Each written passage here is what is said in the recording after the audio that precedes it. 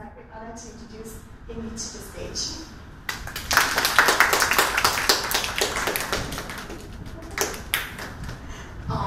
Thank you for a warm introduction, Angela. And actually, it's a great pride and honor for me to be introduced by a distinguished scholar. She is a distinguished scholar now on her own, and you will hear about her own research later. So I'm very honored, and thank you, Shinan, thank you, Professor Yang, to invite us here. And I'm very glad, and seeing Zhongfan, my friend. Yeah. Today I'm going to introduce you to some of the research that I have done in the past 2 decades. And yeah, so you'll see, some of you open your eyes. So I will package the 20 years of work into 45 minutes. Yeah. So yeah, I hope it worked out. And so could I have a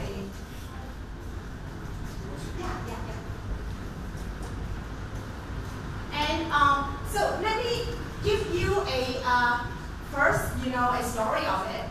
I myself have a very intimate relationship with multicultural experience.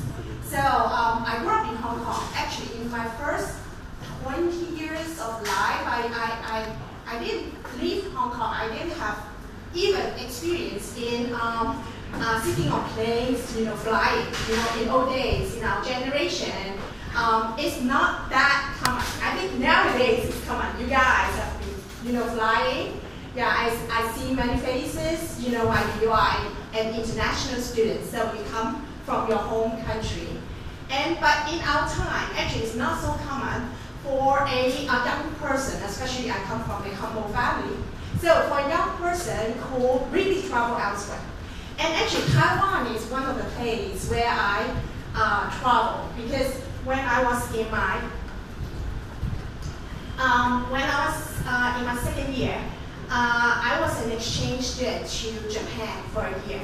And then on my way to Japan, actually I stopped in Taiwan, and then I stopped here for 2 weeks. I traveled on my own. So I saw, actually Taiwan is one of the places where, I visited early on. So very glad that I shared my research, and it's all inspired by my experience, multicultural experience. And so when I talk about multicultural experience, I always say, okay, you need to define your subject matter. Yeah. So what is culture?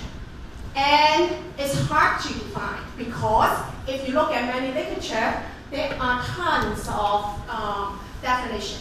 So at least 160 definition. And so I'm a experimental social psychologist. I do experiments. So I need a definition. And this is the definition that I've been using. And for example, culture for me is referring to customary beliefs and values that ethnic, religious, and social groups transmit fairly and change from generation to generation. And actually, this is some definition borrowed from economics and also anthropologists as well. Anthropologists have similar definition, and their emphasis is in shared meaning. Shared meaning. That means a group of people who know or who hold similar beliefs and value, and they know that people, other members in the group, also hold similar values. And these values are generated or transmitted from generation to generation, at home and also in school. And that's the common definition. I also use it. And you'll see why a clear definition is very important here. Now, the next thing, because I promised you to talk about the psychological function of cultural symbols. So I defined culture. Then what are cultural symbols? I also need to define. Cultural symbols are marks, signs, and words that signify cultural knowledge. So we just talked about these are shared. beliefs, values, norms. But cultural symbol, what does it mean? Actually, these are the signs, marks, and words that convey this. And in a moment, I'll talk about the details. But I think this is not anything alien or anything very new for you, because many of you are in the discipline of design. Yeah, you know all this. Yeah, very well. For example, very famous Andy Warhol and his art actually convey meaning. Yeah, meaning, American culture at a certain point of time, right? Yeah, so Marilyn Monroe, Campbell Soup, Superman, all these. He can effectively convey the meaning. It's so full of meaning in this. When someone look at it, they immediately remember or can imagine the imagination of the representation of American culture come to the fore of their mind. So these are examples. Now, actually, these examples have given rise to a lot of artistic activities. So this is Metropolitan Museum of Art in New York City. Yeah, many people shake, knock your head because you might have visited there. And it's a terrific museum. And oftentimes they hold very, very famous exhibitions. So this is one of the exhibitions they held in 2015. And actually there is a documentary of this. It's called The First Week of May. Yeah, you can look it up in YouTube. It's excellent documentary. It talks about how they put together a show called China Through the Looking Glass. So what's the goal of this show? This show used fashion. Yeah, fashion clothing that have Chinese tradition, Chinese traditional clothes or Chinese clothes through the different era. And the show talk about how the Chinese clothing design, fashion design, inspire Western design. Okay? Yeah. So, but it's a long journey. If you look at the documentary, it's really hard for them. All these, people who put this show together are expert. Yeah, they're expert in fashion. But for them, it's a great risk. Yeah, because you see, yeah. So these are some of the garments they assembled together. Actually, this is one of the sets. Yeah, they have spectacular set. And so this is another corner. They use Chinese porcelain, pattern to portray, and some of these are brand names like Gucci, Chanel, use their design or inspired by their design. But also they have some more controversial historical, moment, like Chairman Mao's, time, like the suit, he wore. And so in the documentary, you see how the designer struggle, because on the one hand, they have this goal of informing the audience, informing people who attend or went through this show to be able to appreciate the Eastern influence and seeing how Eastern influence and Western influence can merge and become a very innovative and spectacular product fashion. Yeah. But on the other hand, they don't want to stereotype Easterners, because there is one saying that actually this show will reinforce Orientalism. Yeah, Orientalism is a very negative stereotypes of Easterners. And but in the show, they also need to show different period. This is Shu Wang. Yeah, actually she's very famous. Yeah, in the movie, it's a Hollywood movie in the 40s, 50s, very famous, but it portrays a Hong Kong woman, Hong Kong Chinese woman, and she wear very, very stylish fashion. So I want to use this to introduce you to the idea of combining. Now, this is another product, Victoria's Secret. Yeah, Victoria's Secret show is so famous. Many people really, look forward to seeing the show. And this was one that they shown in recent years. But this is a big controversial, and you can say that this is a big failure. Why? Because it has evoked a lot of negative comments, especially from China.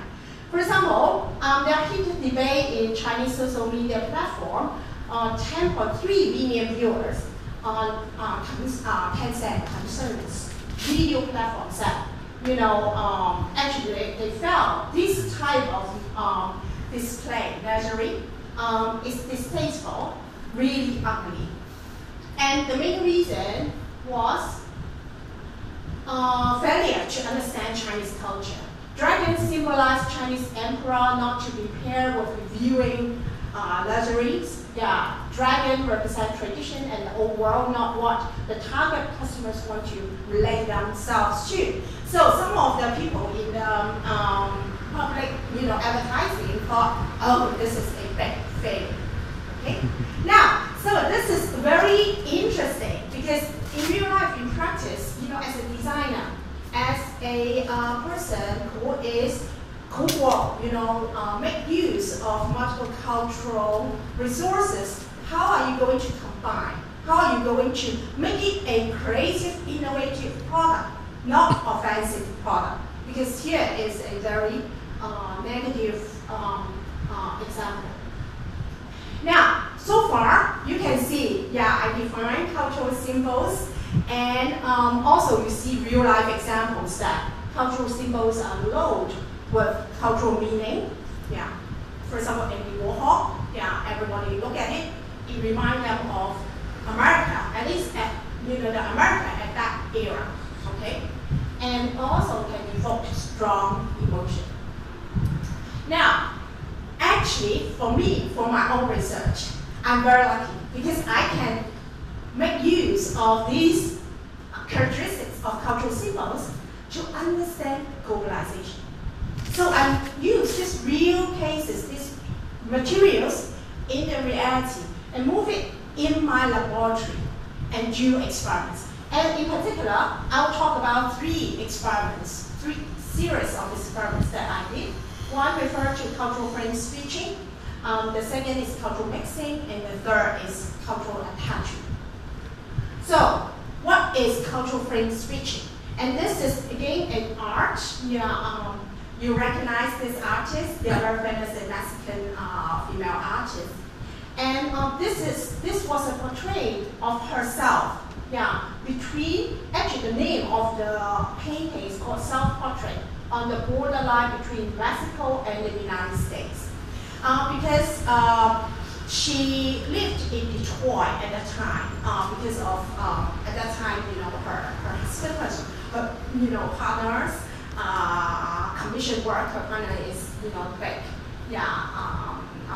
the painter, and so he was commissioned to do some painting in Detroit. So she moved with him. But you can see she's very ambivalent. So on one side, she portrayed the Mexican more traditional cultural artifacts. So the plant, the plantation, and the representation of different cosmos. But on the other hand, you see American flag here. So this is the Detroit, and Detroit was a big industrial city. So you see the more industrial, urban kind of portrait, symbolization. And she was between the border. Okay? So this is a person who are exposed to two cultures, Mexican culture and American culture, which are quite different. And here, she used a partition to partition the two sides. It's not merging. Okay? Now, another way of portraying could be this one. So, what do you see? You see Marilyn Monroe here, right? What is the background? Do you recognize the background? For people who come from China, YING. YING. Yeah, it's like a goddess of mercy. Yeah, and but the switching here is quite interesting because it's overlaid. Yeah, instead of partition, left and right, is overlaid, and you can switch between them because at one time you can focus your attention to Marilyn Monroe, yeah, in the forefront, or Yin at the back, right? Yeah. So this is one, another type of the psychological feeling. When you switch, you feel that the cultural frame switching. There are two cultures. One is American culture, the other is more traditional Chinese culture. Yeah, you see it. And actually, this was a precise experience I had because growing up in Hong Kong was a British colony. So we have a lot of Western exposure, but at the same time, my family is a Chinese family, yeah. And so when my parents teach me, my socialization process is mainly Chinese. Okay, so this inspired me to paint this. Actually, this is my own painting, and so yeah. So this was a while ago. Yeah, I painted this almost 10 years ago. Yeah. And so this actually gives you an idea of how people feel. And people can also recognize it as well. This comes from my research interviewing. So we also interview people who live in two different cultures. And here I did it at UIUC when I was teaching there. So we have a lot of Asian students who come to study in the United States. And they stay there for a long time. For example, this young gentleman actually comes from Taiwan.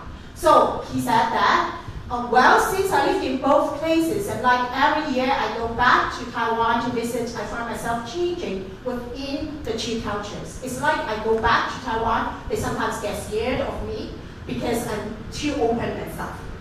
And so I try to be more and more like fit into their definition, but when I come back, I sometimes feel myself a bit overwhelmed, like everybody's so open, but then after like a month, I get used to it. And then I go back to Taiwan again, and then they're not used to me again, so it's like a cycle, kind of. So switching in and out, in and out, in and out. This was more than 12 years ago. Might be now the Taiwan culture different, but this was something that a Taiwanese international students just spontaneously tell us. So I think it's very real. You can experience it. People are telling you about. So how to study this? So we developed a cognitive model. So the model is something like this. You can learn multiple cultures. And some of you, if you stay here long enough and you are from elsewhere, international students, might be you already experienced this. There are different cultural representation. And this is just a metaphor. Yeah. Not the Chinese is at the occipital lobe and American in the frontal lobe. And but what it represents, a metaphor, is that you can represent both cultural knowledge in your mind. And then I derived a method called cultural priming by presenting stimuli, again, cultural symbols. For example, the Great Wall is a cultural symbol of Chinese culture. You can temporarily remind participants of the Chinese culture. Okay? Similarly, you can give another cultural symbol, for example, statues of liberty, which will remind American culture. And so forth. So actually, I have done many research. And the typical way is I invite bicultural individuals. For example, here, my participants were Chinese Americans, so they are familiar with both Chinese culture and American culture. And then I randomly assign them into one of these conditions. Okay? They are just randomly assigned into this. And at the very beginning, they watch some presentation or some a picture show, slideshow of the respective cultural crimes. And the argument is that if my theory is correct, people who just watch the Chinese crime should behave just like the Chinese in comparison to the neutral, right? Get it? Or if they were randomly assigned to American, then after they watch the American crime, they should be behaving more like American in comparison to neutral. So we did a lot of experiments on this. For example, one of the experiments early on we did was we show participants a picture of a school of fish. Okay? Tell me why this fish is swimming ahead of other fish. Why? How about you? Yeah, just come to your mind. Yeah, please. Yeah, yeah. Why? Yeah, why? Why? Just, if you were to explain why this fish is swimming ahead of other fish. Maybe it's the healthiest fish. Healthiest fish makes sense, makes a lot of sense. Yeah, healthiest fish. Yeah. How about you? Hi, sir. Yeah. Maybe it's leader? It's the leader? Yes, makes sense. Yeah. Who else have? How about the young lady at the back corner? Yes, yeah. I think it's the leader. Yeah, the leader? Yeah. Yes. By chance? By chance, yes. Yeah, possible. The angle? Like the angle that it was taken. Yeah, the angle. Maybe the first is a female and another male. Oh, female and male. Yes, it's possible. Yeah. Fit biological reason, right? Yeah. Other? Yeah. Yes, please. Maybe it's tired of following others. Tired following others. Yes. Yeah. Very good. Yeah. Other? Yes, please. Strength in numbers. Strength in numbers. The more the protection when you are plenty. The more protection. Yeah, so the one ahead has more protection or trying to protect others. Okay. Now, actually, it's very interesting. What you said were very typical, of our respondents' responses. But do you notice a difference among your responses?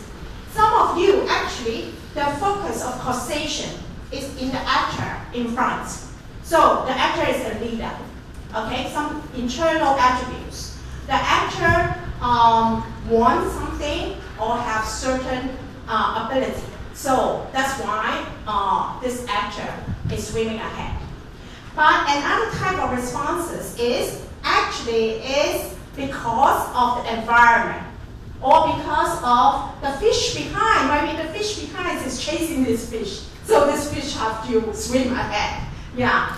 So the causation is not in the actor, but in the environment or the group behind. And typically, if you give a picture of this to Easterners and Westerners, you find a significant cross-cultural difference. The Westerners typically use the actor as the causation, okay? Because it's very internally attribution, we call it internal attribution. Because the assumption, the cultural beliefs they hold is that individuals have free will and autonomy. Yeah. And whereas Easterners, for example, Chinese people, Japanese, South Koreans, typically they give more percentage of the group, or environment, because human behavior in Asian cultures are embedded. Sometimes it's not your own will or autonomy that leads to certain behavior. It's because your group pressured you, or the circumstances you rather behave in a certain way. And Asians realize that, or they hold that assumption more. Make sense? Yeah. And actually, we can present this right after the crimes, right? And we should observe a significant difference. And indeed, we find that, for example, people who just look at American pictures, the vertical axis is external attribution. They have lower, meaning they attribute less to the environment or the group behind, okay? Versus people who just saw the Chinese pictures, okay? And the higher, the more external, the lower, meaning more internal. That is the actor. The fish in front is the leader, or the fish in front wants something. So this was, one of the earlier evidence. And so in the past 20 years, many people replicate, we replicate, and we use different type of dependent measure, that means different type of measures that's placed after the priming, including behaviors. Actually, we can reduce cooperation versus competition after the cultural prime. Okay, so and so forth. So here, what it has is that we, as individual, when the world is getting more globalized, we can acquire multiple culture. We have the capability of representing it and be affected by it in different circumstances. Okay. Now let's move to the next thing. Yeah. Because globalization not only make the individual more exposed to multiple culture, actually in the environment it changes as well. Yeah. What does globalization brings? Globalization brings frequent mixing of multiple cultural symbols in the same space. Okay. Actually, the example that I gave earlier on Victoria's Secret, you see the dragon, grabbing the woman, yeah, and etc. How do people respond towards cultural mixing? Yeah, so that again, that's a very useful question to ask. Why? Because of, actually you can see some people don't respond to cultural mixing very well. You can see terrorism. Actually, many of the terrorists grew up in Western culture. And so there's a space where they themselves and the Western culture merge together, coexist in the same space. But they don't respond very well towards it. Now, so it brings me to the second series of research that I did, cultural mixing. And so, again, there are many real cases. I don't know whether you know about this. Starbucks was once in Imperial Paris, like the Forbidden City, yeah, in Beijing, yeah, Hukong, yeah. And so previously it was like that. Actually, it didn't really change exterior. So it didn't, because the principle is not to affect the exterior look of the buildings, right? So they have this coffee shop there, but it's very obscured. It's not really reviewing. It hasn't really renovated the whole, space. But nonetheless, an anchorman, Racing Gang, some years ago, this was in 2007. Yeah, he got really upset about this, and he said that having a Starbucks in the Forbidden City is tumbling over Chinese culture. So he started a hearted comment criticism of the existence of Starbucks in Forbidden City. And in a very, very short time, half a million of readers were inspired. And then 2,700 commentaries, and most of which are very, very negative towards Starbucks and sympathetic towards Racing Gang's comment. And in particular, Racing Gang said in his blog, the Forbidden City is a symbol of Chinese cultural heritage. Starbucks is a symbol of lower middle class culture in the West. We need to embrace the world, but we also need to preserve our cultural identity. There's a fine line between globalization and contamination. And especially pay attention to this word, contamination. So in his conceptualization and in his many followers' conceptualization, having Starbucks, there is contaminating Chinese culture. And here, again, is the power of cultural symbol, because these are saying, these are not only historical sites or architecture, but it's a symbol of Chinese culture for the Forbidden City. And Starbucks is not just coffee, or a company, but it's a symbol of American culture. Okay, so the two cannot be mixed. And if Starbucks in Forbidden City, Starbucks is contaminating our sacred heritage. Okay, so that's the dispute, and he actually said that I actually like drinking Starbucks coffee. Okay, And by the way, actually, Starbucks is no longer there anymore. They left, but it's replaced by a local brand. But the brand also serves coffee, so it's not because of coffee. Yeah, and also Starbucks actually has a very, very good business in China, and it's still expanding. So people, now like to drink Starbucks coffee, and they can have it in a mall. When you go to the, major city in China, you will see tons of Starbucks around. Okay, so they have a very, very big market share in China, but no Starbucks in Imperial Palace in the Forbidden City. Now, so we thought we were inspired. We think cultural mixing as a form of contamination. That's what Racing Gum said, right? And so in psychology, actually, we have a lot of research on disgust. When you feel, things are contaminated, you feel disgust.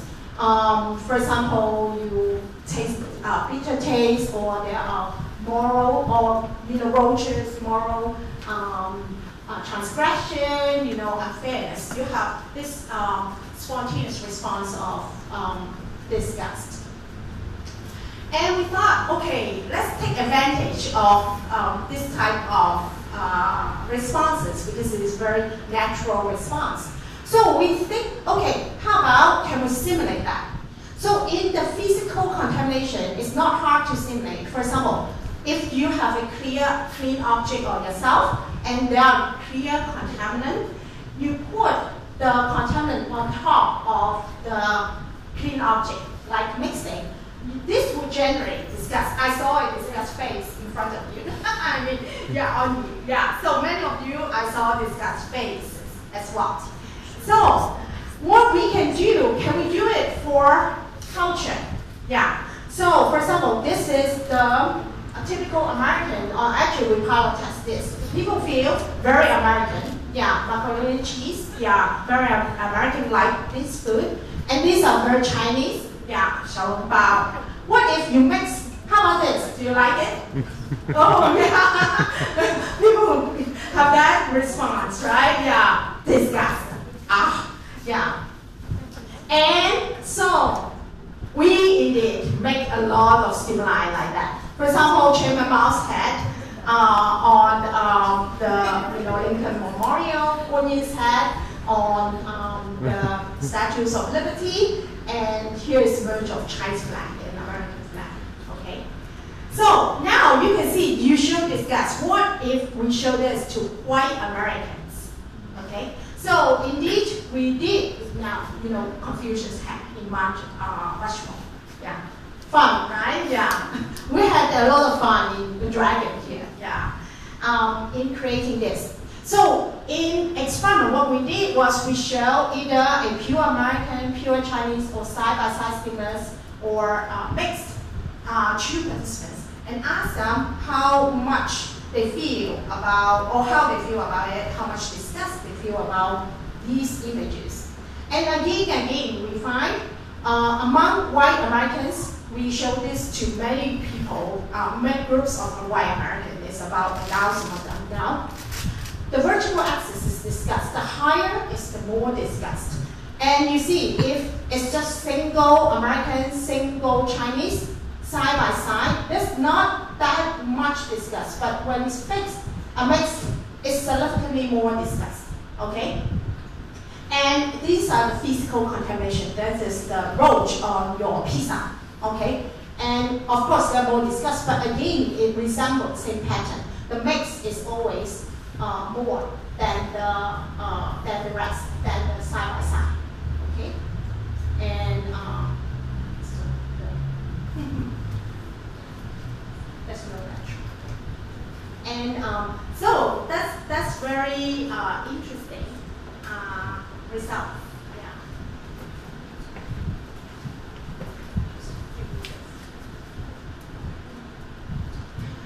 So you might think, okay, is it because of just white American? It's like that. How about other group? For example, people here it's interesting because we have a group of Filipino students visiting us. So they are not Chinese, they are not American. They are the third party, so to speak. would they feel similar way? And indeed, they feel similarly. Yeah, so the mix is always the highest in terms of disgust.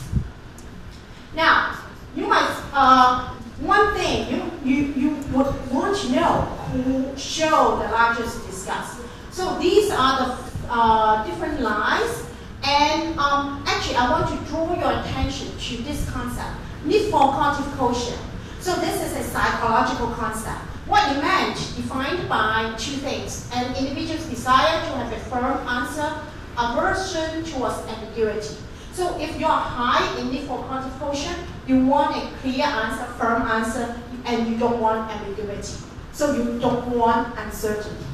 And actually, yesterday, Professor Say's talk also referred to this. So you have to undergo a lot of uncertainty when you change your identity, or when you are interacting with people who come from different disciplines. So high need for cognitive quotient, the higher you become, if you are high need for cognitive quotient, the more disgust you feel. And you see only one line here because it only refers to the mixed culture. For other, if it's American, Chinese, or side by side, it didn't predict the level of disgust. It's very specific. And actually, it's very good results because it shows that if you have certain personality style, cognitive style, indeed, you feel more disgust. So this allows us to differentiate people who are more open to this cultural mixing versus people who would be rejecting, refusing, or feeling negative towards cultural mixing. Okay? Now, so we also modify it. For example, some people say that, oh, is it because you destroy the integrity of the visual image? So we have another conditions in which we merge US. For example, American ego is symbolic of American culture. We put the ego hat here, in one of the conditions instead of the Confucius. Confucius is US Chinese merge, and see the effect. And so these were the Ford is American on the American flag, Lincoln, Memorial, the cowboy hat. So US of US, And what happened? Actually, US mixed have discussed, but it's not as high as US Chinese mixed. Okay, and also need for cognitive quotient predate only US Chinese mixed, but not US mixed. So again, it's very specific towards mixing of two different cultures. Now, this is very exciting because now we have neuroimaging data. So we make use of these same stimuli. Before we just did it online, I just asked people to self-report. But here we can put people in the scanner and scan their brain while they watch this. And here first, if you look at anterior insula, which is located here, inside, this region has been found in other studies that's related to responses, emotional responses towards disgust. Okay, and indeed, if there is a mixing intrusion, for example, this disgusting thing on your shoulder, you have more activation. The higher meaning, the more activation in this region.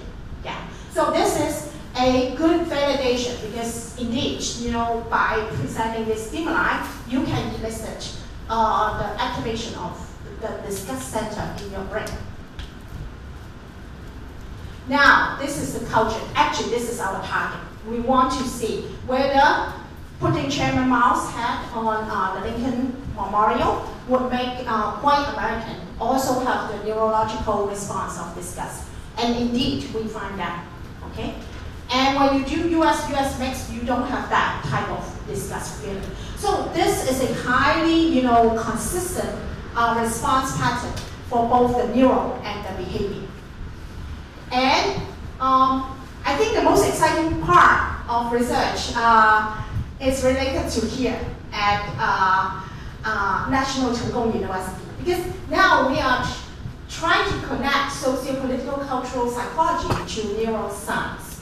And so first we developed this, merging. You can merge not only Chinese and American. For example, we are now running some study in Hong Kong, merging Chinese symbol and Hong Kong symbol. And we can make like a fake currency like that, or this, you can. This is a Chinese symbol, this is a Hong Kong symbol, and you can merge. And so the idea is like this, and Zhongfan is here. So in the on Thursday, actually we get together and we have a long hours of meeting. And I visit their neuroimaging center. Actually, it's just across the street. Yeah. And then after hours of brainstorming, we come up with an idea to run some participants here. And in the following, I want to warn you, this might be offensive to some of you, the image that I show. Do you recognize this? Yes, right? How do you feel? No? No feeling?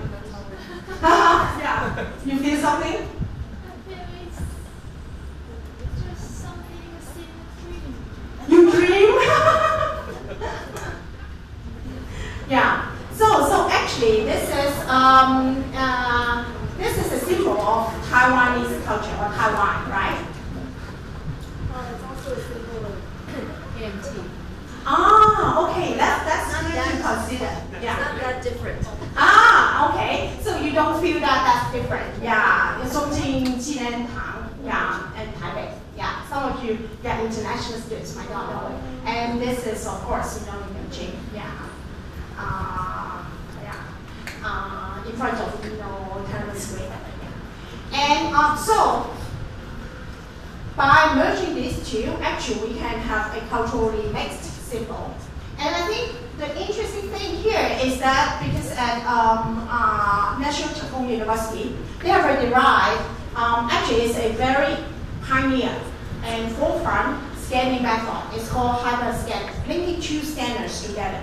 And actually these are two persons lying in the scanner because you need to lie in the scanner. And they're watching stimulus, okay? But they are synchronized. They are connected. 5 more minutes. Okay, I'll quickly go through this. And so what we want to do is in some trials, we will show the mixing images together and then see how people respond and whether the brain will oscillate together through some time point. And also your expectation or your knowledge about the other person, whether they hold similar or different political attitudes, will affect the oscillation. Yeah. So this would be very interesting. You know how actually it simulates the neurological responses of forming of culture. Yeah. So this will be very informative towards basic theoretical understanding of culture immersion and political attitudes immersion. Okay. So we can see that some people are more tolerant of cultural mixing, but some other not. But now you say that why?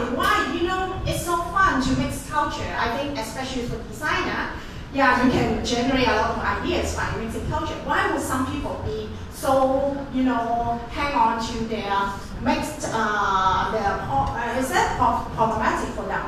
So I want to move towards the last part, cultural attachment, and in light of the time limit, I will go through it quickly. So the basic idea is that in developmental psychology literature, we know that a child attached to the mother, and why? Because mother is a secure base for them. When the child, especially under stress, when they are afraid, they will run towards the mother. And when mother holds them, they feel secure. So we thought that, okay, home culture might serve as that, especially the symbol of home culture. So we developed, actually the theory I developed some years ago, about 10 years ago, and now we have some research paradigm to study this. For example, here, we use skin conductance as the outcome variable. And what we did was on the computer, we present them with some threatening stimuli. For example, again, pointing to us, quite threatening. But right afterwards, we present some cultural symbol. And here is male lion. What is the cultural symbol of this? It's Singaporeans. This is a Singaporean cultural symbol. And the group of participants we used was Singaporean students. Okay, I conduct this in Singapore when I was teaching there. Okay, and then we provide a secure base. So what we did was, very quickly, we present a threat, to the participants, but then, either a gun or a control, non-threat, an iPhone. And then either we immediately present with a cultural icon for Singapore, and then or a control, money, coin, and mild positive. And so we measure skin conductance as a result. Okay. Now, here the vertical axis is the skin conductance. The higher meaning the person sweat more. That means they are more stressed. Okay. It's a very sensitive response measure. And in the no threat, so it's just seeing an iPhone, and then followed by a control. It didn't threaten them, so there's not much increase in skin conductance. Follow that? And however, if there's a threat, a gun pointing towards them, and then a control icon, it has a high skin conductance, and is much higher than no gun, iPhone. It makes sense, right? So this is a typical response of threat. Okay. Now, if you present with a cultural icon, what happened? It calmed them down. Okay? Actually, if you present this instead of this, right after the threat, the gun, actually the skin conductance was not different from the control condition, no threat, or in the other condition. So it's a significant drop, from here to here. Okay? Yeah. There was marginal, but it is among the four. This is the most salient drop, the buffer effect there. So again, back to default corticotion, because we said that again, individual difference come, and we indeed find that the most confident thing people, or the people who are most comforted by the cultural icons, are people who have high default corticotion. So what's the lesson here? The lesson here is that cultural icons have a very interesting effect on people who are close-minded because they hold on to it as their secure base. So why they are so disgusted or feeling so negative towards couple mixing? Because it ruined or it upset their security system. Okay, and so I think what I want to bring, is first the summary of the consequence of globalization. People can flexibly navigate across cultural frames. Mixing culture can threaten people's identity, can put in turn and can in turn impact human biology, and home culture and also home identity in some way, to some extent, is important for a sense of security. Now, so this is, some of these studies are quite technical, but I think what is exciting for a researcher is that we can use cultural symbols as a research tool, and we can understand the psychology underlying the impact of multicultural and intercultural exposure on modern life. And now it's very important because I think we are at the crossroad, because on the one hand, you can have more inclusive responses, but on the other hand, more exclusive. And the inclusive responses will generate more creativity, social harmony, and I think Angela will talk about the multicultural exposure and how it enhances creativity. And but on the other hand, if you are exclusion or exclusionary, you can result in rigidity and social conflicts. And then tie it back to CY's talk, and I think the most important thing is education. How we induce or try to enforce the global mindset among our students, teaching them multicultural exposure, but at the same time provide security so that they can open up to the benefit of multiple culture.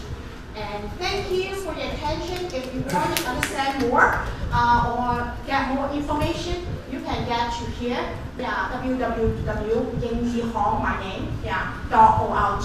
You can get everything. And this is the YouTube video that I mentioned about China through the looking glass, which is very interesting documentary. And I encourage you to see it. And also, I want to do a commercial. If you are interested in the collaboration work that DAY3's group and us are doing, come to us because we are looking for research assistant or people who are interested in this, and then come and join our team. And actually, we are at the beginning stage, and I think it will be very important and interesting for the psychology and also for the local, Taiwanese culture and how to move forward. But this research will be informative. You meant to work in Hong Kong? Huh? You meant to work in Hong Kong? Or No. Here. Yeah. Across the street. Actually, it's just across the street. Don't pass from here. A faculty. Yeah, you want to stand up and introduce yourself? Yeah, my name is John Hu. I'm in the Department of Psychology at CKU. Yeah, can you say that? Yeah, we just started a new project working with YING and other people. We tried to find some new interesting topics to go on our cross-cultural studies. We deeply welcome you to join us. Yeah. And in the near future, I think in this summer, we have some real new study will begin. So welcome you, and just contact me by my website. Yeah. Psychology faculty here. Yeah. Can you tell us a little bit more about this project and what are you looking for? Well, we just try to include some, local cultural factors or some phenomena happening in Taiwan, particularly in Thailand, especially. We try to see whether we got some differences or similarities between our culture in Taiwan and Hong Kong and the Western cultures. Something like cultural attachment, or the cognitive closure, or some political issues will be included into our studies. Yeah. Particularly sometimes we will find just as some people say that, wow, the Zhongjian might be not so symbolic to our, most of Taiwanese people. Maybe that would be representing to KMT or some political parties. However, that's very interesting to us to think about more, ideas about what is our symbols to our culture. Yeah. And actually, I think this is great insight. Yes. Yeah, what you just said, actually we can. In light of that comment, we can change the schema or improve our schema. So I think that type of people, if you want to involve in that level, that's fine. Yeah. Or even learning about the technique. They have done whole neural imaging center just across the street. Yeah. So work here. If you are interested. Yeah. You work here? I mean, when you join, our group, the work will be done here. Yeah. But I come here often to visit. Yeah, our group will be in the Department of Psychology, affiliated with the FMI Center in CKU. So, just tell me what you think or whether you want to join us. Flexible. What I mean is flexible. Yeah. How do you think about, because you mentioned that, for example, people usually have some feeling about the culture of mixing, right? But have you tested people who are for example, mother is Chinese and the father is American? So how do they feel about it? Yeah. Absolutely. Actually, this would be a very, very important research area. We think that that would represent a growing number of population, because there are more intercultural marriage, interracial marriage as well. And we have just started to think about that, because previously we really look at people who are more, monocultural or monoethnics to begin with, but they exposed to multiple culture. And there is already some literature on that, but it's on behavior. Yeah. So some people find that these people, some of them are very, how to say, the biracial, they call it biracial, bi-ethnic background of these individuals make them more creative, make them more open to multiple cultural interests. And actually they can be more open to even a third culture. And however, there indeed some people have conflicts, yeah, and they feel quite stressed because of that. And now there are research that try to look at how people integrate multiple cultural identity. What are the antecedents of the integration, and what's the consequence of integration, and or what are the psychological factors that affect them? And different researchers have different insights. My friend Monica Martinez look at bicultural identity integration. I myself look at racial essentialism as a belief system. Yeah, so yeah, we have done many research. But in short, to answer your question, it's an emergent, important research topic. We're still thinking about it, how to go about, because most of the research in the past was not on that. And then, but now getting more and more people attracted to that. And also, I think we need to find people who themselves are biracial, bi-ethnic to begin with, in order to get the insights. Yeah. So talk to us, yeah, afterwards. I would like to hear more. Yeah. Yeah, please. As you mentioned, have you ever thought about foreigners that actually have long exposure to those, like maybe Hongkongese culture or Taiwanese culture? Because even though I'm not a Taiwanese, but I've been here for a while, so even though at the memorial, considering its background, it was mixed, as you mentioned, right? Even some Taiwanese consider it as an icon, and some others don't. Right. But the foreigners, since they arrived to Taiwan and they consider it as a tourist icon, right? So even to me, it kind of felt not to say disgusted, but uncomfortable. Exactly. Yeah. So I think maybe if you find time or find some specimens people to test probes. So people have been exposed to this culture or being in a different country, different culture for long enough. Maybe you have some mixed or inside data.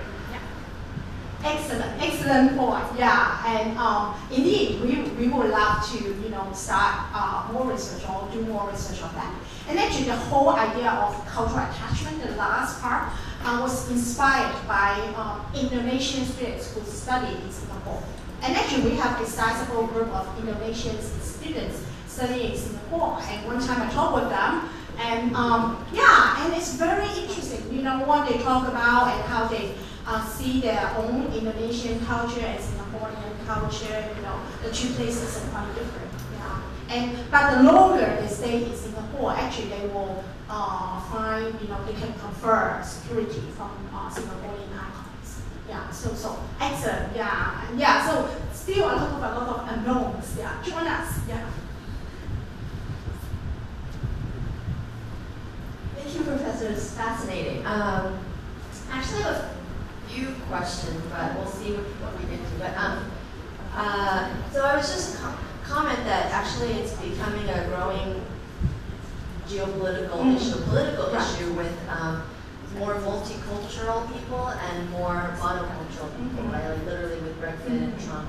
Right. So I was wondering if you guys did any research on that, and then also kind of relatedly was I guess so far maybe your audience has been more monocultural, and so they feel like it's they have a negative reaction to cultural mixing. But what if what if it's like it's really like what if the audience is different? The audience was a cultural mix themselves, right?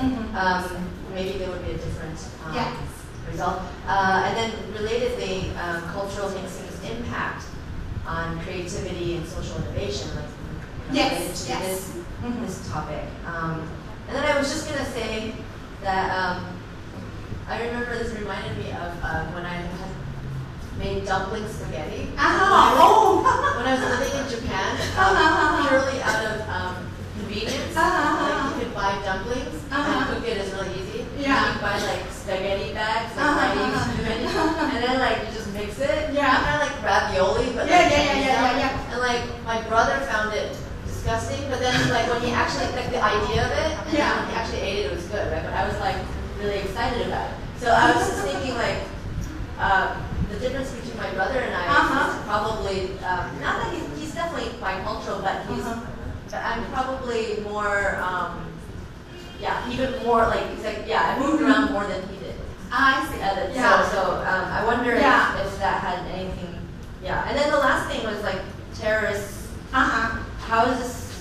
Like you mentioned briefly something about terrorists growing up in Western culture, and I found that really interesting too. Yes. Did that somehow the culture mixing in, like brewed their radical, their resentment, somehow.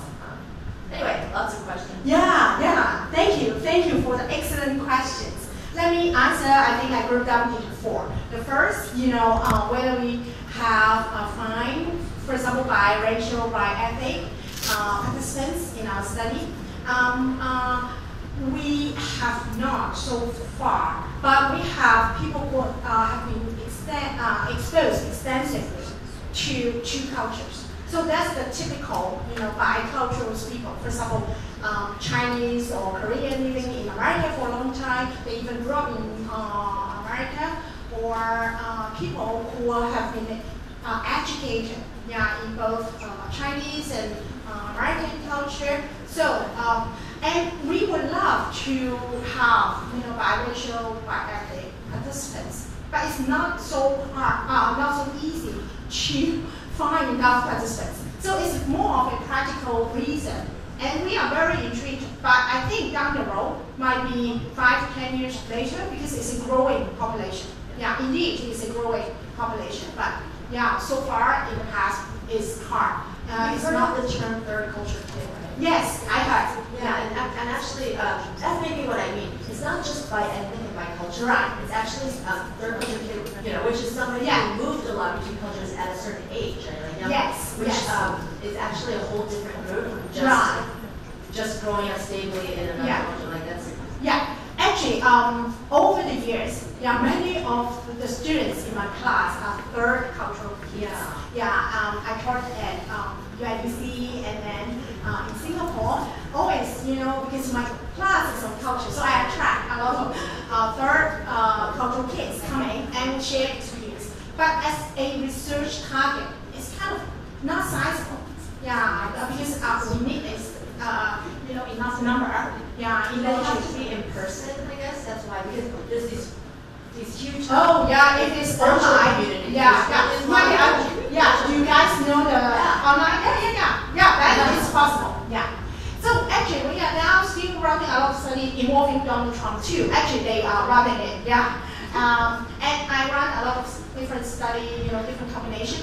Particularly, for example, your question about cultural mixing and creativity is at this time we are using this schema in Hong Kong. My research assistant, while I'm attending conferences, enjoying myself, I make them work in the lab. They're running experiments using this. So the idea is after cultural mixing, will people decrease in creativity?